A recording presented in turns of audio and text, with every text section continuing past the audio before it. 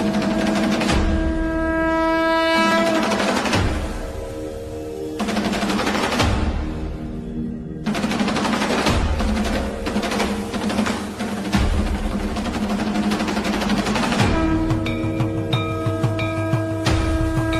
હર મહાદેવ મિત્રો, આ સરોવર છે અને અહીંયા કામનાથ મહાદેવ બિરાજમાન છે. તો આ બુકનું પણ મહત્વ છે.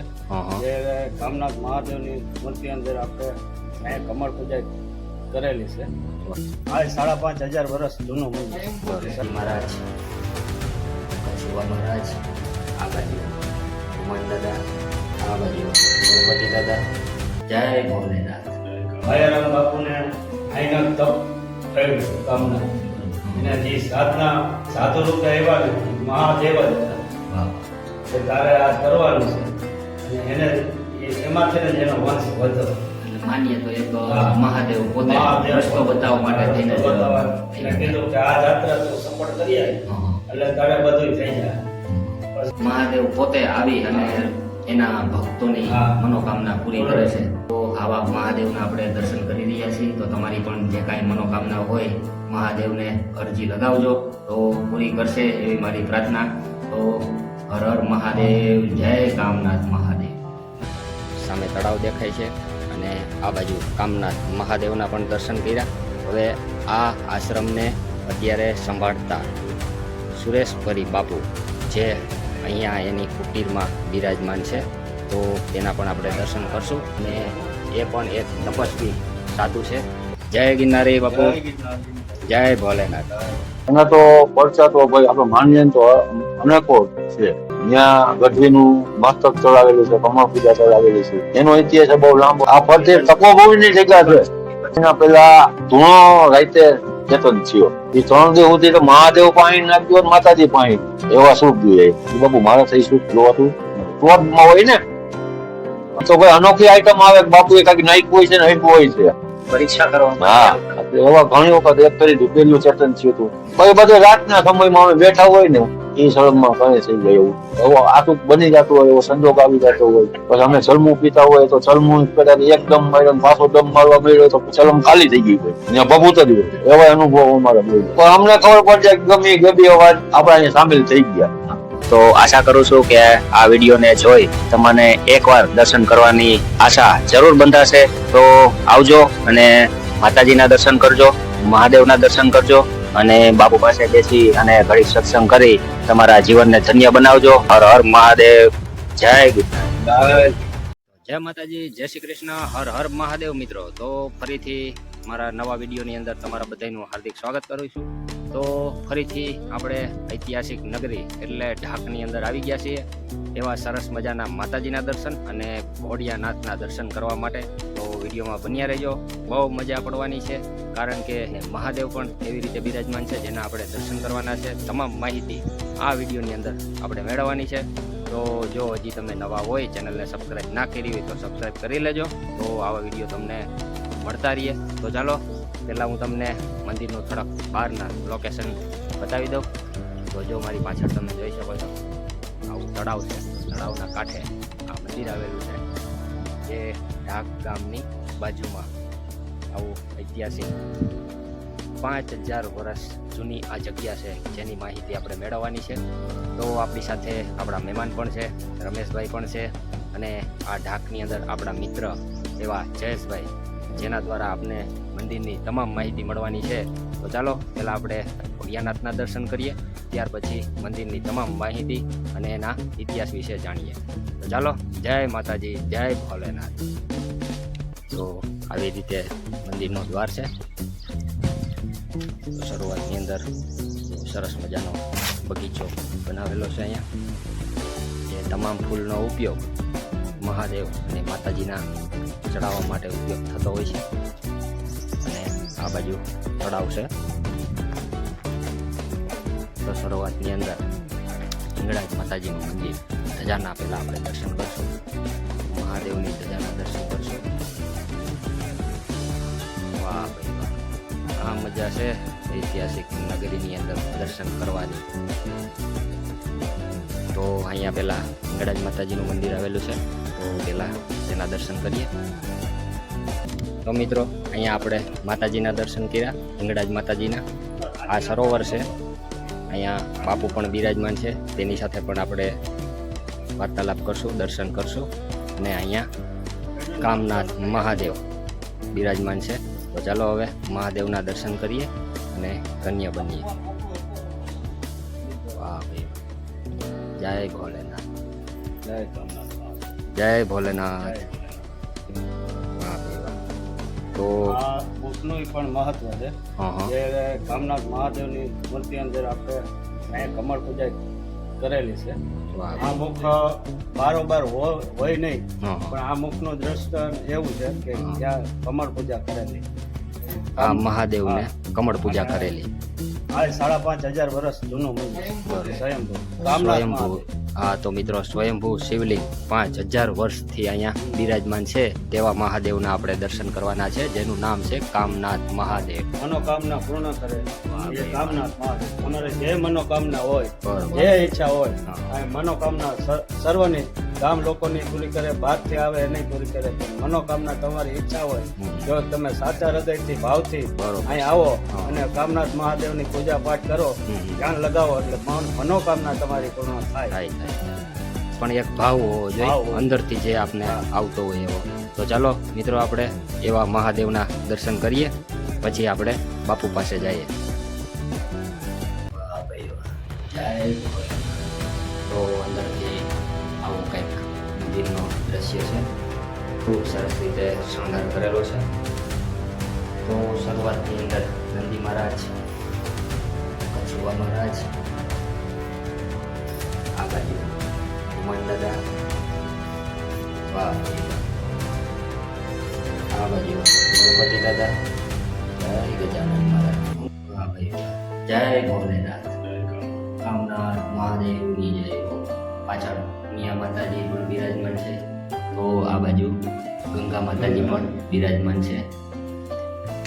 તો મિત્રો આપણે મહાદેવના દર્શન કર્યા અને એના ઇતિહાસ વિશે આપણે કલ્પેશભાઈ મહેતા પાસેથી પૂરેપૂરી માહિતી લેશું.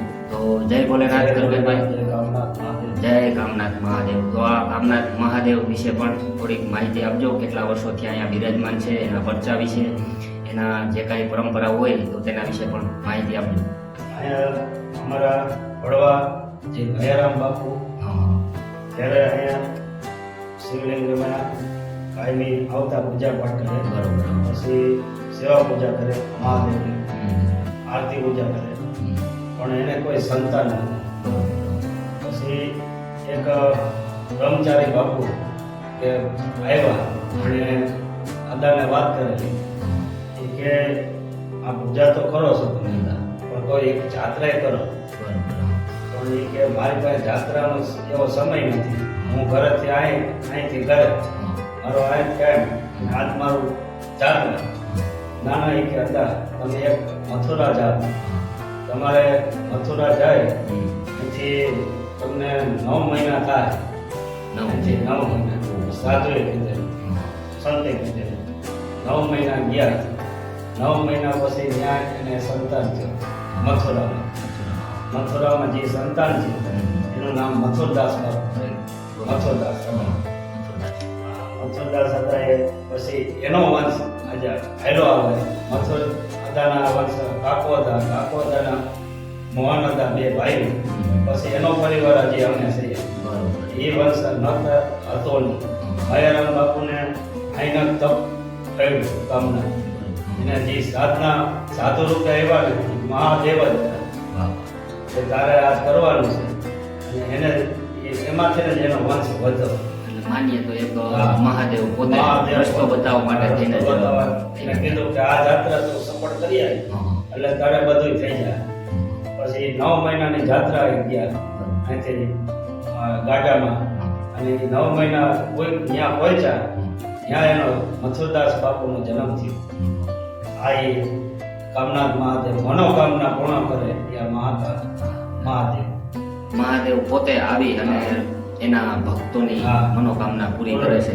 તો એ તો એનાથી વિશેષ તો શું હોય.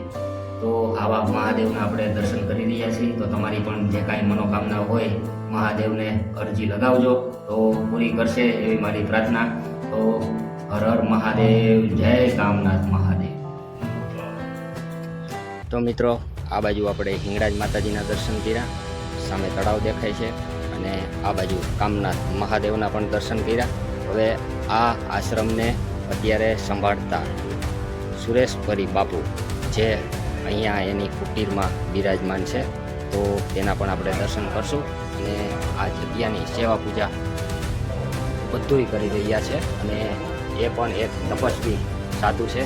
તો અત્યારે આ મંદિરની સેવા પૂજા સુરેશપરી બાપુ કરી રહ્યા છે. એ પહેલાં જે બાપુ હતા તેના ફોટા રૂપે આપણે દર્શન કરીએ.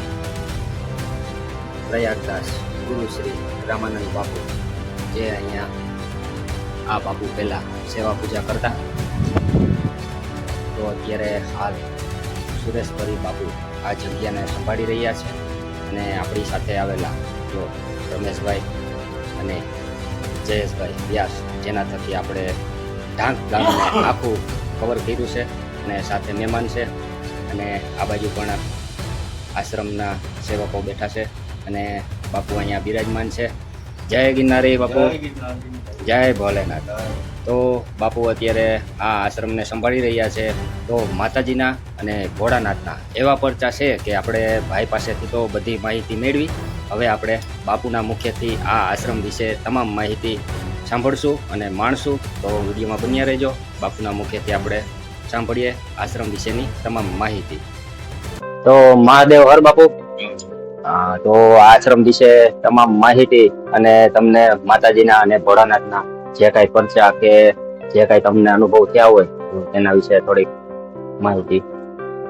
એના તો પરચા તો ભાઈ આપણે માનીએ તો અનેકો છે. અમુક તમને એવા રૂપ બતાવે, તમે દી જાઓ જેવા તેવા સાધુ છે નબળા વિચારવાળા. અહીં જે માનતા કરી હોય ને સવારે એ વસ્તુ આવી ગઈ. કોઈ સુરત થી આવે, કોઈ અમદાવાદ થી આવે, મુંબઈ થી આવે, કોઈ ગામ લોકોને આવે. ગામ લોકોને ઘણા ચાલુ થઈ ગયા ને એના કામ થાય છે. કામ થાય, પરચા મળે. હા, પરચા મળે. હા, પછી અહીંયા ભૈરવ દાદા એવા બેઠા છે. નાગદાદા નું સ્થાને કહ્યું છે, 17 ફૂટના નાગદાદા છે. એ 6 મહિનામાં એક જ ફેરી દેખાડે.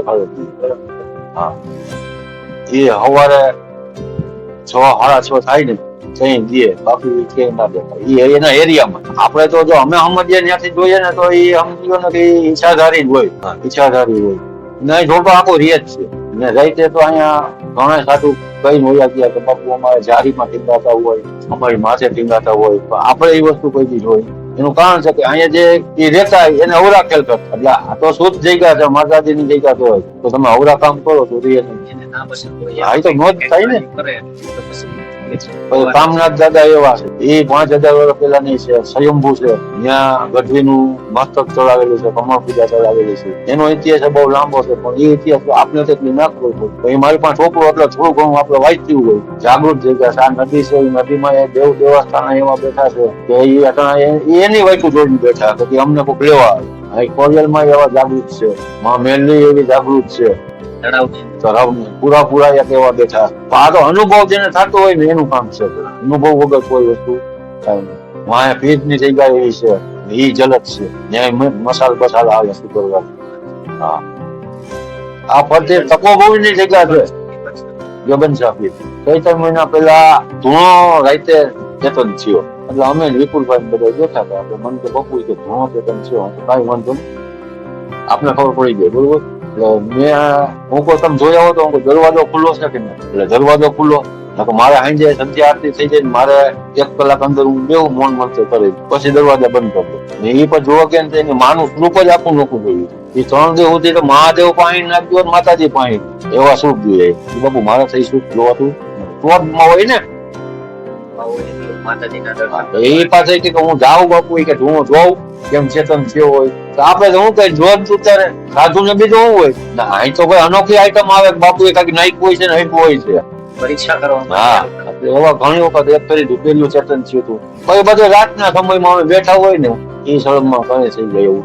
એવો આટું બની જતું હોય, એવો સંજોગ આવી જતો હોય. પછી અમે ચલમું પીતા હોય તો ચલમું કદાચ એકદમ માર્યો પાછો દમ મારવા મળ્યો તો ચલમ ખાલી થઈ ગઈ હોય, ત્યાં ભભૂત જ હોય. એવા અનુભવ અમારા મળ્યો. પણ અમને ખબર પડે કે ગમે ગબી અવાજ આપડા અહીંયા સામેલ થઈ ગયા.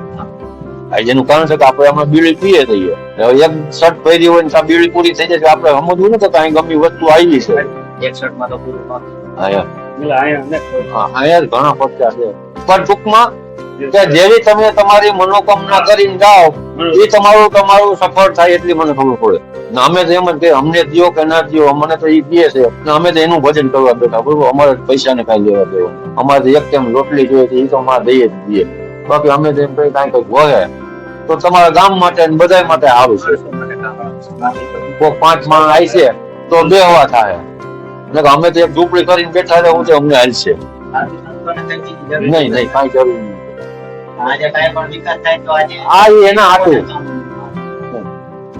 તો મિત્રો આવી સરસ મજાની તપોભૂમિ અને આવા સંતોના પ્રશ્ન છે તો જગ્યા વિશે જો તમારે લોકેશન માહિતી જોતી હોય તો આપણે જે કરશું એ લોકેશન વિશે માહિતી આપી દઈએ ત્યાર પછી આપણે વિડીયોને પૂર્ણ કરશું તો જયભાઈ અહીંયા કદાચ તમને આવવું હોય ખાસ કરીને તો માહિતી તે વિશે